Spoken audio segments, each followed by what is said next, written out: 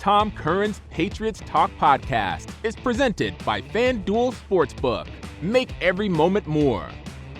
Ladies and gentlemen, welcome into Tom Curran's Patriots Talk podcast with a couple of smiling hosts for the aftermath. It's Tom Curran and Phil Perry. We're not smiling because we're non-objective sports reporters, Phil. We're smiling because you get to cover a team that's got a little bit of optimism around it, so we don't have to keep singing the same songs. No question. That's, I think that's what the people are most concerned about is how we feel after a loss. No, but I mean, I want to acknowledge, this, if there's a hop in our step verbally, it's because, I'd rather see the team win than lose. Let's zing and zang on this. Top 3 reasons why they won. Your first reason, and I'll follow you with my first reason. I'll go with Mac Jones, game-winning drive. This is a guy who hasn't had one since Houston, his rookie year, and has probably heard a lot about that he can't bring the team back and he doesn't have it in him.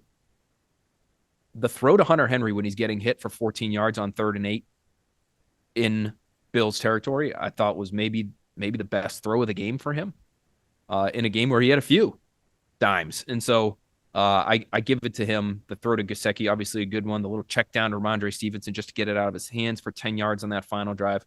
Excellent final drive for him, sparked by an excellent catch and run by Ramondre Stevenson. He didn't have to do a whole heck of a lot on that one. But good offensive football by them, led by Mac. I'm going to go with, and I think everybody would to a degree, offensive line. Mac Jones talked about the offensive line briefly in his postgame. Here's Mac talking about what he got from his OL. The offensive line especially just gave me the time that I needed today. And, when I have time, I can do and read the offense how we're supposed to. And I really appreciate those guys. Phil, they slid Mike Onwenu out to right tackle to cover up for the Vidarian Lowe issue, Calvin Anderson issue, Riley Reif issue. They put City So at right guard. You had David Andrews in the middle, Cole Strange, and Trent Brown. You had Cole Strange play out of his friggin' mind, I thought, for large stretches. Now, you might look at it longer when you do your breakdown and your report card and say, yeah, it wasn't that good. But early on, they were outstanding up the middle. And they also protected Mac Jones. So my number one reason the Patriots won is they had their 5 out there, as we've been trying to point out since the summer, and they performed well. Yeah, Andrews told me after the game, listen, it's not an excuse. And if you know David Andrews, and a lot of Patriots fans probably know about the cut of his jib based on the time that he spent here, he's not an excuse-making kind of guy. He says, so it's not an excuse, but we've been really banged. And for Cole Strange to miss the entirety of his training camp, come back, get hurt again, come back again.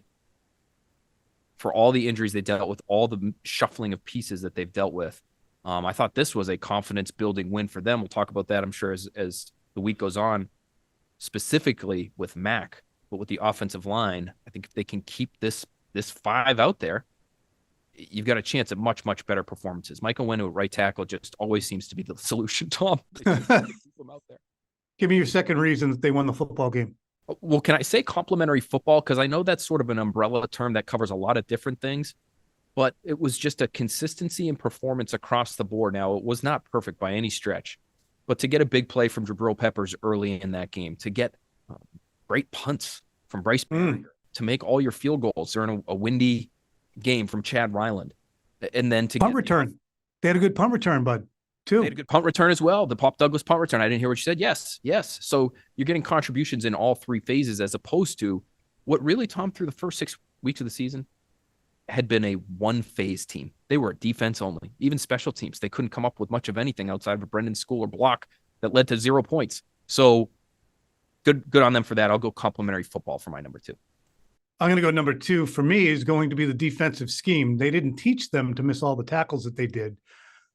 So that's a downgrade on the defense, but shit, did they decide that they were going to get after Josh Allen, pursue him, and send him to his right, where he's usually dangerous. We saw Josh Allen make a few Jeter throws to the end zone last year to just break the hearts of the Patriots, but it was complementary in the defensive scheme.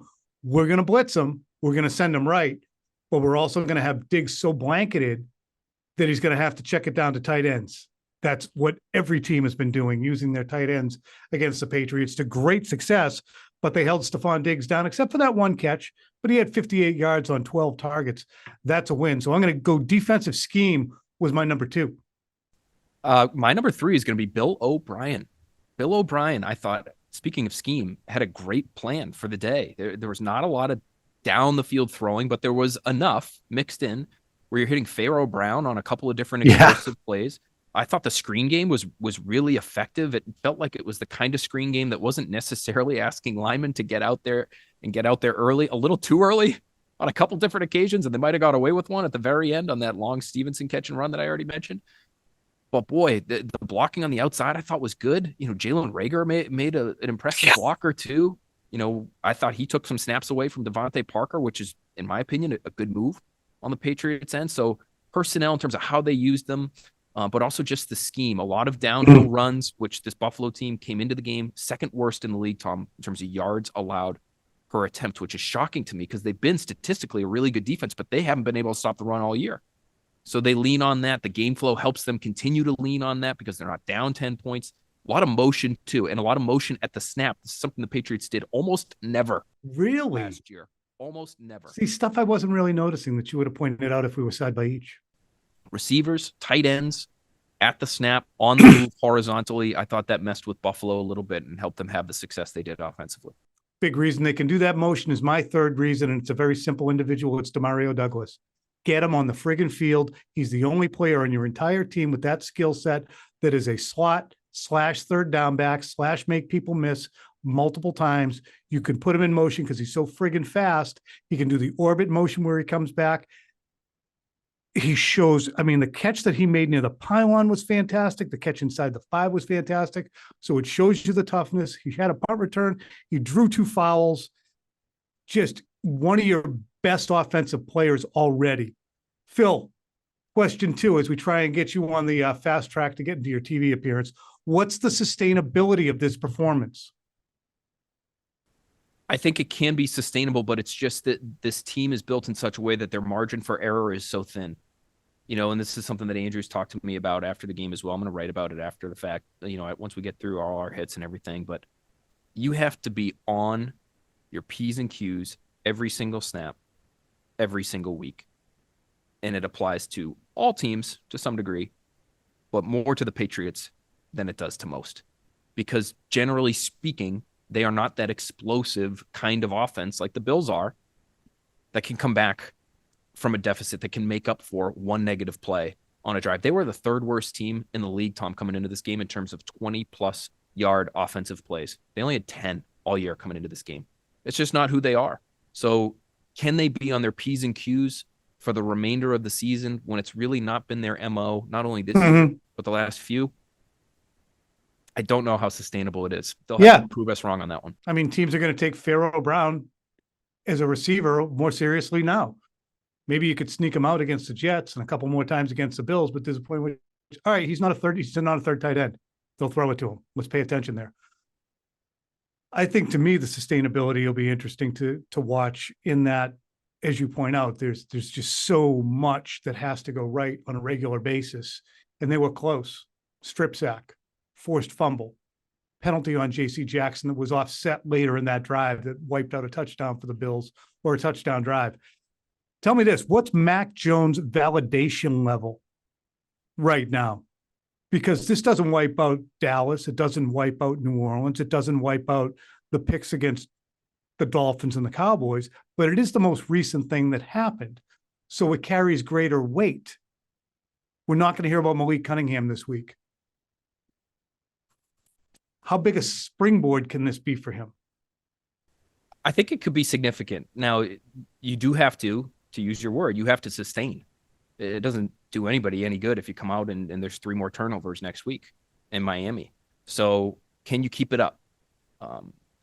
Just talking to players after the fact, I think they want to convey that they've always believed in Mac Jones and they've always appreciated the work that he's put in. And I believe them when they say that.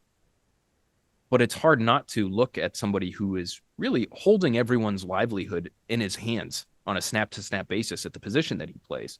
And when he's as careless with the football as he has been in previous weeks, I would imagine it's really hard to look at that player and be incredibly confident that he's going to do what's best for the football team on a consistent basis. A game like this helps, Tom, but you need more weeks built up, in my opinion, to really get everybody all the way back. I think they're happy for him. And the scene after the game on the field where Peppers and Wise and Gesicki and everybody's coming up to him and giving him big bear hugs before his interview on the field with CBS after the fact. They're feeling happy for him, but I wonder how many more weeks they'll need with performances like this one or something approaching it, where the belief really gets to where it needs to be a contending team. Snap into action this NFL season with FanDuel, America's #1 sportsbook. Right now, new customers get $200 in bonus bets guaranteed when you place a $5 bet. That's $200 in bonus bets, win or lose. If you've been thinking about joining FanDuel, there's no better time to get in on the action. The app is so easy to use. There's a wide range of betting options, including spreads, player props, over-unders, and more. So visit FanDuel.com/NSBO and kick off the NFL season.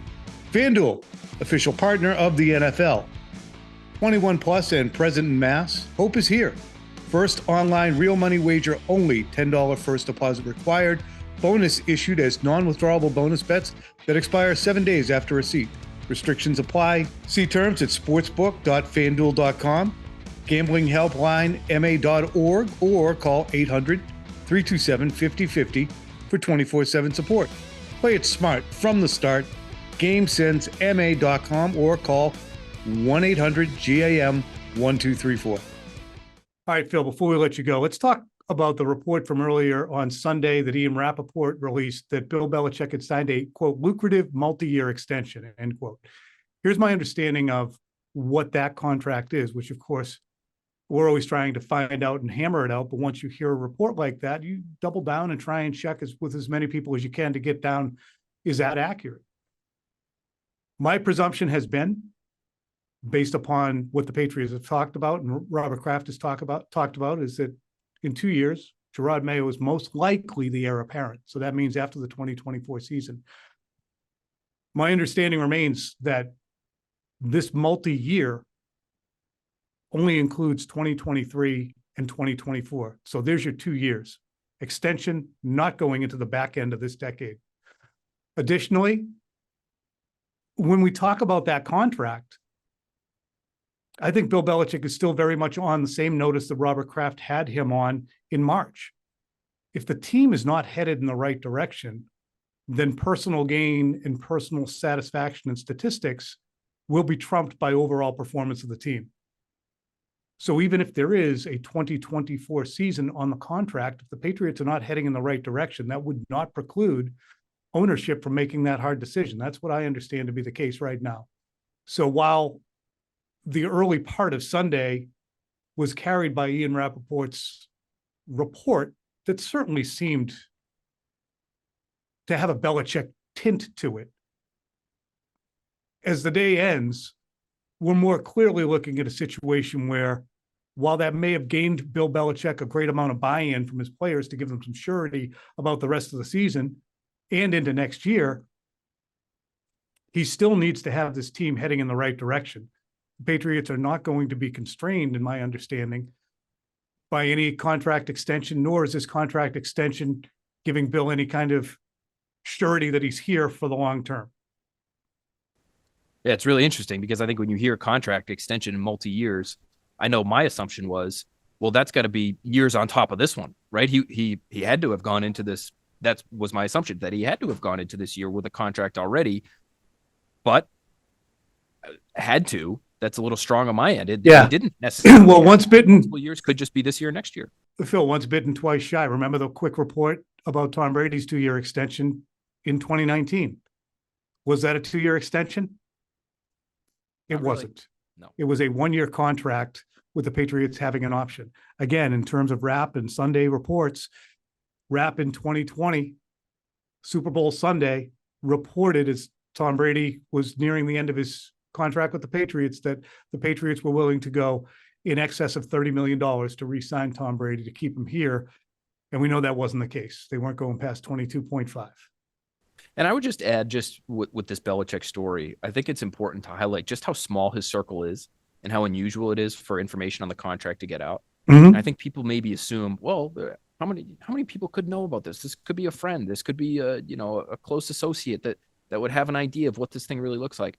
My understanding is there are 3 people who know the details of Bill Belichick's contract: Robert Kraft, Jonathan Kraft, and Bill Belichick. And I even followed up and said, well, Neil Cornrich must know a little bit too, right? I mean, Bill Belichick's agent. That was my assumption going into the day. I was told today, no, Bill Belichick does his own deals at this point. Neil Cornrich was Bill Belichick's agent and continues to be a friend and probably an advisor to a degree, but he's the guy that's doing these negotiations. And so it's a very small 3-person circle. And so when we look at it, and if we understand that to be the case, why is this out there? What's the point?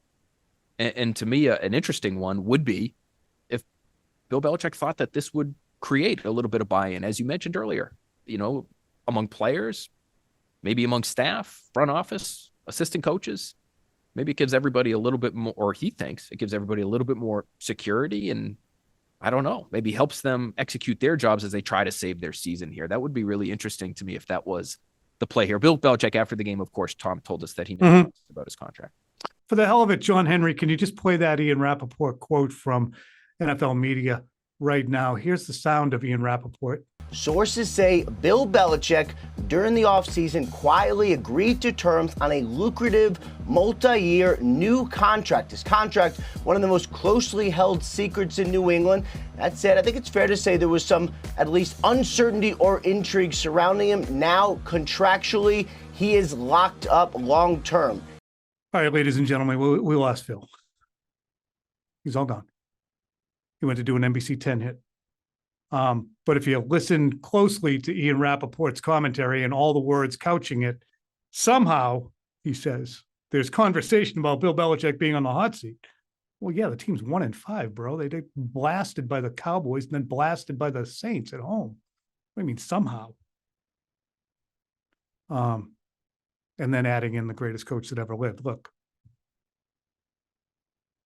it is supposed to be a no-no to speculate on other sources. So we're not going to necessarily do that, but it is also germane to the conversation when you have 2 parties here talking about the future of the greatest team that's ever been, a historic, not that's ever been, but it's close, at least a historic NFL franchise. And you're considering, well, what will happen with this greatest coach of all time at the end? Well, then it's worth trying to, I keep saying interrogate, I got to get a new word, investigate. Then it's worth investigating. Well, who does it serve to have this out there? And it would not serve the Kraft family, who many folks at this point, when it was reported that, hey, the Patriots just gave him an extension, people like, why? So certainly it would behoove Bill to have that information out there more than it would the Kraft family. But as I said, the extension is not, from my understanding, an extension that takes Bill Belichick into the back half of the 2020s, nor would it be an extension that just says, shit, we're paying him too much money. We can't move on from him now. Performance. Patriots released Jonnu Smith and they took a hit. Patriots have released myriad players and taken a hit. So I'm not saying that's what would happen, but sometimes I think that's the cost of doing business. Hopefully, what happened Sunday against the Buffalo Bills does mean the battleship is turning around and the Patriots do continue to have a measure of success in 2023. And if they don't make the playoffs, they're improving enough so that Bill Belichick does get to author his own exit at some point and does have a modicum of success going forward. And shit, goes on enough of a tear to catch Don Shula. Although I don't think that's going to happen in 2 years at this point. We'll discuss that more later in the week because the Patriots play the Dolphins. I got to talk to the people down in Miami this week. You know why? Because in week 2, before the Patriots played the Dolphins, I went on with Omar Kelly and we were talking about Mac Jones, and the guy asked his co-host, whose name escapes me, very nice gentleman, said, hey, so is Mac better off now with Bill O'Brien? I said, oh, shit, yeah, definitely. I mean, I don't think Mac's that far away from Tua. In fact, I think Mac could be better than Tua. This was week 2. Tua, of course, went out that day, I think, exactly, and threw for 640 yards or something insane. And Mac peed down his leg for the first of many weeks in a row. So I now have to go back on that podcast because they all want my head on a stake. But you know what? They're not going to get it. Talk to you later in the week.